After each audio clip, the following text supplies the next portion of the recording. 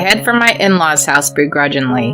This is because I have to go see the person I least want to see in this world. It's my mother-in-law of all people. She's the mother of someone I love, but I just don't like her. Perhaps sensing my feelings, my daughter started to cry as soon as we arrived at my in-laws' house. The more I tried to get her to stop crying, the louder her voice got, as if she could sense my impatience. In that moment, "I know why the baby's crying," my nephew, my brother-in-law's son, suddenly said. "Do you know why the baby's crying?" When my brother-in-law casually asked, my nephew confidently answered, "Yes, you see." The answer to my nephew's question that no one expected would later change my fate. My name is Willow. I am 29 years old. My husband Ken and I have been married for 2 years now, and we get along every day. Since the beginning, we were more like best friends than lovers. I feel comfortable and happy enough with Ken. But there is one person who doesn't like our relationship. That is my husband's mother. My mother-in-law didn't like me very much from the beginning of our marriage. She didn't tell me this directly, but every time I saw her, she would give me a hard time. And she only harasses me when she's alone with me. She must love her youngest son, Ken, very much. Whenever I visit my mother-in-law's house and try to have a conversation with my husband in front of my mother-in-law, she gives me a cold stare.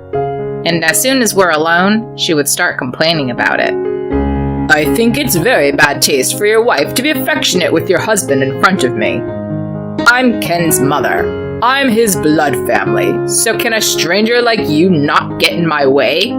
I wish he would just divorce you." And so on and so forth, as if I was the bad guy throwing one heartless word after another. I was so shocked by these harsh words that I couldn't say anything back. I had no idea that my mother-in-law hated me so much. What should I do? I want to have a good relationship with her, but this is not good at all. I had to make sure Ken never knew about this. In hindsight, I should have talked to my husband and distanced myself from my mother-in-law right away. But at the time, I was desperate to somehow be accepted as his wife. The real hell started after that. 6 months into our marriage, my mother-in-law became obsessed with her grandchildren more than necessary. "Willow, you know, I think our heir must be a boy." One day, as soon as I showed up at my in-laws' house, she suddenly said that to me. My husband and father-in-law who were there, including myself, froze. It was Ken who spoke up on my behalf. "What's wrong with you, Mom? You have been married for 6 months, right? It should be time to start having a baby." "Don't talk to me like that. A child is a gift. It's not a given that you'll have a baby within 6 months of marriage, so..." "But with Kyle and his wife got pregnant right after they got married." "That doesn't matter. We have our own pace. Mom, don't meddle too much." My mother-in-law is not amused by my husband's words. I deliberately pretended not to notice the occasional cold glare from my mother-in-law. Ken's brother Kyle got married 5 years ago. Shortly after that, his wife became pregnant and gave birth to a boy. My nephew, Billy, will be 4 years old soon. Billy loves to be around me and my husband, and I feel his growth every time I see him. And that's not all. Between you and me, Billy's words have saved my life many times. I think it all started when he was 2.5 years old, when he started to talk. When I was about to leave my in-laws' house, Billy said to me, "You know, Auntie, you should take a different road when you go home." "Billy, what's wrong? The usual way is no good?" "It has to be a different road." Okay, I'll take a different road today." "Yeah, use a different road." My husband had been drinking at my in-laws' house, so I couldn't ask him to drive, so I had to drive home. As I started to drive, Billy's words came back to me, so I drove home on a different road. The next day, the news reported that there had been a major accident on the original road I was supposed to take yesterday. When I saw it, I dropped the mug I was holding onto the floor without thinking. When I explained my conversation with Billy to my husband, who came running to me, he said it was just a coincidence. After that, Billy often made comments that bothered me. He never displays any of his abilities in front of my husband or mother-in-law. Does he have magical powers? One day, I approached my brother-in-law Kyle about this. "Excuse me, Kyle, I'd like to talk to you about Billy." I didn't miss the moment when my brother-in-law's face scrunched up for a moment. He must have sensed something. He pulled my arm and moved from the living room to the hallway. Then he said in a quiet voice so that others could not hear, "What's this about Billy?" Well, maybe it's just a coincidence, but Billy saved my life a couple times. Billy saved you? Yes, I've been saved from accidents and a few other times. I was wondering if maybe Billy has some kind of special power. I see. So, you too? What do you mean? He usually only uses that power in front of me and my wife, but I guess he used it in front of you too. Apparently, Billy had shown that power to my brother-in-law and his wife several times. According to my brother-in-law, he never made such comments to anyone outside of the family, so he didn't care much about it. However, if this ability was revealed to the public, it would eventually become a big problem. In order to avoid such a situation, my brother-in-law and his wife were desperately trying to hide Billy's power. I was curious as to why Billy was using his power on me too. It's been almost a year since I found out about Billy's powers. I found out that I was pregnant a while ago, but I had been suffering from morning sickness and had not been able to visit my in-laws very often. I heard that my brother-in-law and his wife were coming back to visit them when we did. I was eager to see them, but at the same time, I was somewhat relieved that I wouldn't have to see my mother-in-law. In the last trimester of my pregnancy, morning sickness finally settled down. But on the other hand, my belly was getting bigger, so my daily life started to be a little bit difficult. I'm on maternity leave from work, but I have a lot of things to prepare for. You never know when your child will be born. And when I went on maternity leave, my mother-in-law called me every day. "Hello, Willow? Are you taking the supplements I sent you?" "Well, I'm taking folic acid supplements that I originally bought myself." "That's not good enough. Take the ones I sent you. That's the expensive one I recommended on the mail order site." "Even if you say that..." "Listen here. You're a failed wife who couldn't conceive a boy, so at least give me a satisfactory child." Yes, the baby in my belly was a girl. To be frank, I don't care what sex it is. As long as the baby is born healthy, that's all that matters to me. But my mother-in-law wants to have it her way, right down to the gender. It was mentally demanding just to be put under such pressure. When I told her that my baby was a girl, she was in an overly bad mood. After that, my mother-in-law's harassment escalated, and she told me to take the supplements she had prepared for me. She also started sending me books on preparing for a second child. I hadn't even finished giving birth to my first child yet. She also called me every day and repeatedly called me with heartless abuse, telling me that I was a worthless wife, that she should never have allowed us to get married, and that I should divorce her son after the baby was born.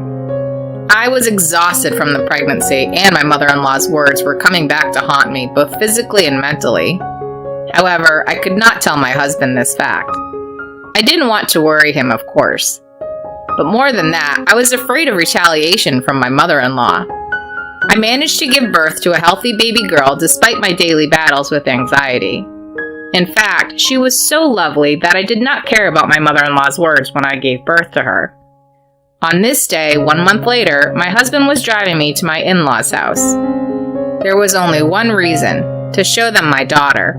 My brother-in-law and his wife and Billy would also be there today. I was afraid of what my mother-in-law would say, but I was looking forward to see my father-in-law and my brother-in-law's family for the first time in a while, more than anything else. But when we arrived at my in-laws' house, I found it difficult to walk to the garage. I wondered what my mother-in-law would say to me again.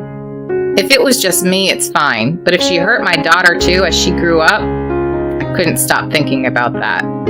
However, what had come to pass had been done. I head for my in-laws' house begrudgingly. Fortunately, it was my brother-in-law, not my mother-in-law, who greeted us. My brother-in-law and his family had also arrived about 30 minutes earlier, and my in-laws were playing with Billy in the living room. When my mother-in-law saw me, she glared at my daughter. Then, as if sensing something, my daughter started to break down. I don't know what happened. I had given her milk in the car earlier, and she had been sleeping when I arrived. My husband wondered what was wrong, but my father-in-law tried to reassure us by saying, "It's just that she's in a different place than usual." I tried my best to soothe her, but she just wouldn't stop crying.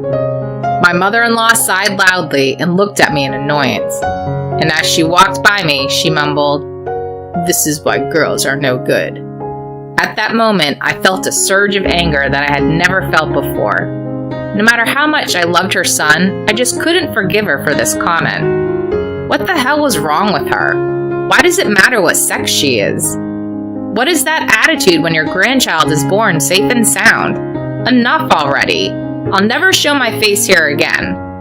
I just need to endure this for one day, I thought, trying desperately to suppress my resentment. Then, "I know why the baby's crying." Billy, who had been happily playing with his toys, suddenly said something like that. I immediately looked at my brother-in-law and exchanged eye contact. I thought to myself, maybe he's activating his power. My brother-in-law casually asked, "Do you know why the baby's crying?" Billy confidently opened his mouth. "She's crying because she feels sorry for Auntie." My husband was the first to react to his words.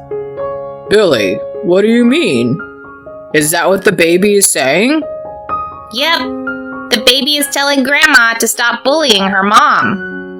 At the mention of the word bullying, everyone in the room turned to look at my mother-in-law, and then my mother-in-law started shaking, and then said in a muffled voice, "What's wrong with this child? So weird." Billy continued without caring about the situation. "Grandma has been being mean to Auntie for a long time, and that baby had known it from the time she was in her belly, and that she had always hated it."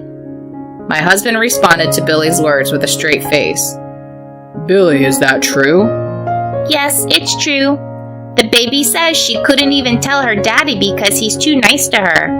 The baby is saying, 'Daddy, please help Mommy.'" "I see.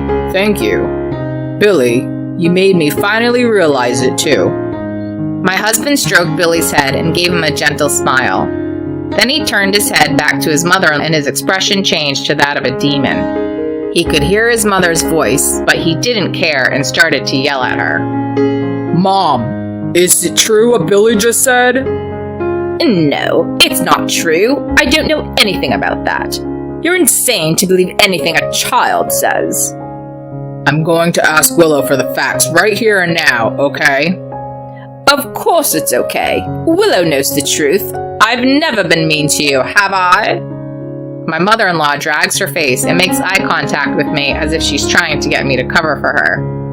I realized for a moment that I was intimidated, but at the same time, all the times my mother-in-law had sneered at me came rushing back to me. If there was ever a time to admit everything, I thought it was now. I looked my husband straight in the eye and said, "Ken, I'm sorry I didn't tell you before. Your mother has been bullying me ever since we got married." "I knew it. But I was afraid of what she would do to me if I told you." "Thank you for telling me. I'm sorry I didn't notice." I shook my head and my husband hugged me and my daughter. Then he turned to my mother-in-law and said something I've never heard him say before. "How dare you do this to someone I care about? I didn't think you were that much of a jerk. I'm disappointed. I don't even consider you a mother anymore. I want you to stay the hell out of my life." No.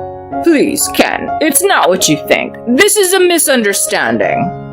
"Misunderstanding? Why would Willow lie about this? I know for a fact that you've been bullying Willow. You should be ashamed of yourself as a mother. You knew that if you did that, your family would be disgusted with you." "Because Willow took you from me, and because the baby wasn't a boy, so I did it for you." "For me? If that's what you think, then don't ever get involved with us again. My life will be ruined because of you, Mom. And what's wrong with your grandchild being a girl? Don't force your selfish desires on me." "Ken, please listen to me. I don't want Willow to feel any worse. If it's between you and Willow, I'll take Willow over you any day. I'm not going to continue a family with a piece of shit like you.